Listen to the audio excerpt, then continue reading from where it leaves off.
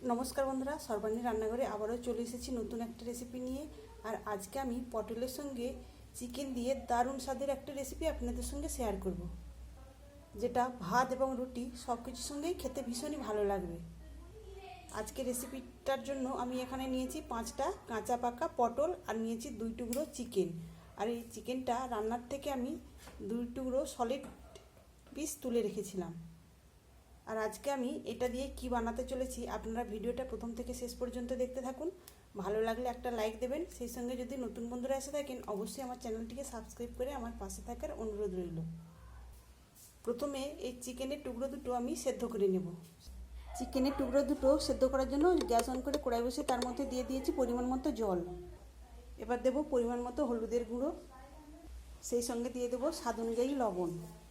এবার চিকেনের টুকরো দুটো দিয়ে দেবো। এখন গ্যাসটা অন করে দিয়েছি। এবার এই চিকেনের টুকরো দুটোকে সিদ্ধ করে নিতে হবে খুব ভালো করে। তবে জলটা এমনভাবে দিতে হবে চিকেনের টুকরো দুটো সেদ্ধ হবে অথচ জলটাও শুকনো হয়ে যাবে। সেই ফাঁকে আমি পটলগুলোকে কেটে নেব।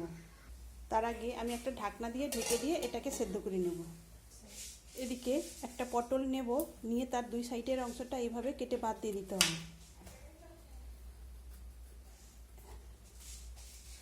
এইভাবে কেটে বাদ দেওয়ার পর এর উপরে যে একটা পাতলা আস্তরণ রয়েছে সেটাকে এইভাবে চেঁচে বাদ দিতে হবে।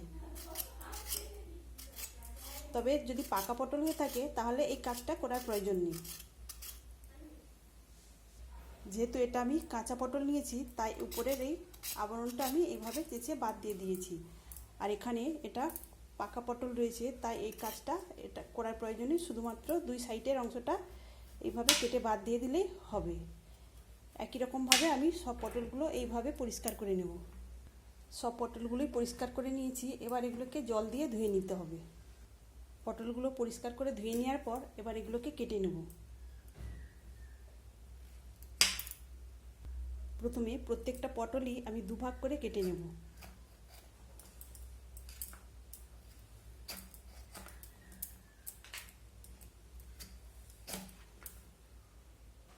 প্রত্যেকটা পটলকে এবার আমি এইভাবে ছোট ছোট করে কেটে নিতে হবে।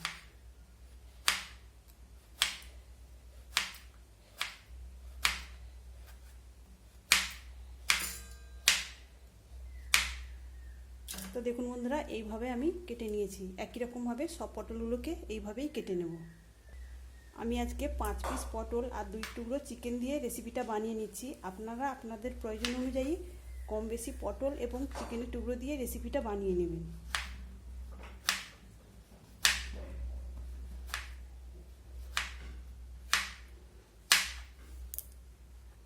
এখানে আমি সব পটলগুলো এইভাবে কেটে নিয়েছি।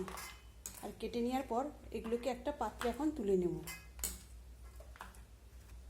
আর এদিকে আরও কিছু উপকরণ আমি রেডি করে নিয়েছি। এখানে আমি নিয়েছি 2টো মিডিয়াম সাইজের পেঁয়াজ, পেঁয়াজটাকে আমি এইভাবে কেটে নিয়েছি।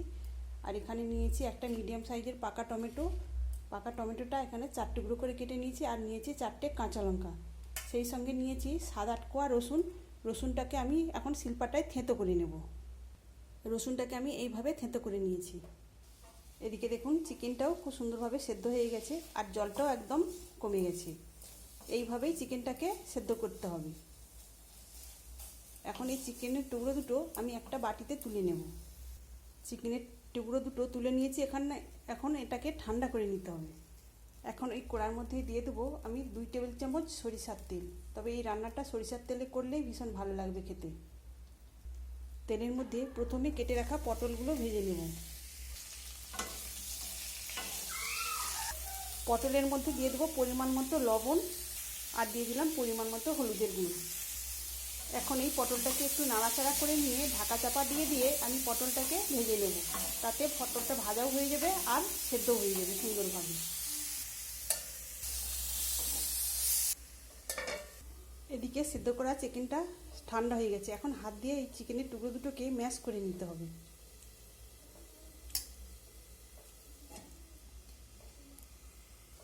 দেখুন বন্ধুরা, আমি চিকেনের টুকরো দুটো এইভাবে ম্যাশ করে নিয়েছি। এখানে দেখুন পটলটাকে আমি বেশ কয়েকবার ঢাকা চাপা দিয়ে দিয়ে ভেজে নিয়েছি আর পটলটাও খুব সুন্দরভাবে সেদ্ধ হয়ে গেছে। পটলগুলো খুব সুন্দর করে ভাজা হয়ে গেছে। এখন এই ভাজা পটলগুলো একটা পাত্রে তুলে নেব।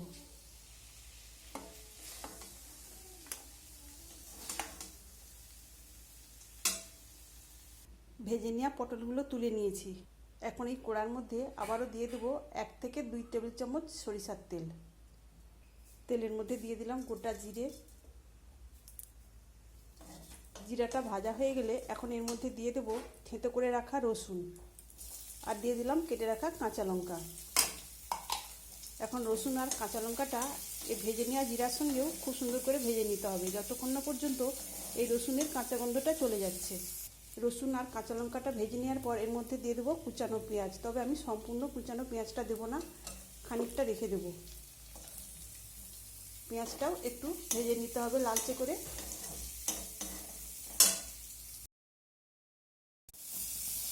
পেঁয়াজটা কিছুক্ষণ ভেজে নেওয়ার পর এর মধ্যে এখন কেটে রাখা পাকা টমেটো দিয়ে দেবো।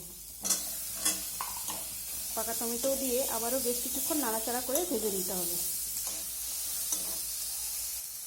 পেঁয়াজ আর টমেটো ভেজে নেওয়ার পর এখন আমি এর মধ্যে দিয়ে দেবো ম্যাশ করে রাখা সেই চিকেন। এবার এই সেদ্ধ করে রাখা ম্যাশ করে নেওয়া চিকেনটাকেও পেঁয়াজের সঙ্গে ভালো করে নেড়েচেড়ে ভেজে নিতে হবে। বন্ধুরা, আপনারা অনেকভাবেই পটলের রেসিপি বানিয়েছেন, তো একবার এইভাবে চিকেন দিয়ে রেসিপিটা বানিয়ে দেখবেন, খেতে অপূর্ব লাগবে। এই চিকেনটা দিয়ে কিছুক্ষণ ভেজে নেওয়ার পর এখন আমি এর মধ্যে দিয়ে দেবো অল্প একটু চিকেন মশলা। তবে আপনাদের হাতের কাছে এরকম চিকেন মশলা না থাকলে আপনারা কিন্তু জিরা গুঁড়া, ধনিয়া গুঁড়া, তার সঙ্গে একটু গরম মশলার গুঁড়া ছড়িয়ে দেবেন, তাহলেও কিন্তু খেতে ভীষণই ভালো লাগবে। সব কিছু সুন্দর করে ভেজে নেওয়ার পর এখন আমি এই ভেজে নেওয়া পটলগুলোও দিয়ে দিলাম, দিয়ে একটু নাড়াচাড়া করে নেব।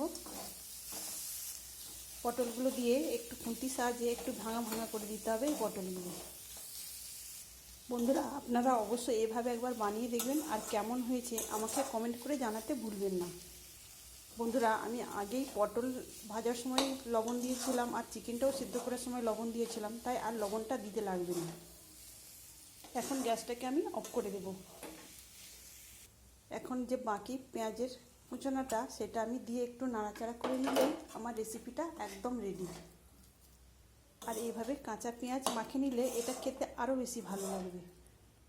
তো এখানে আমার তৈরি হয়ে গেল পটলের সঙ্গে 2 টুকরো চিকেন দিয়ে অপূর্ব স্বাদের রেসিপি।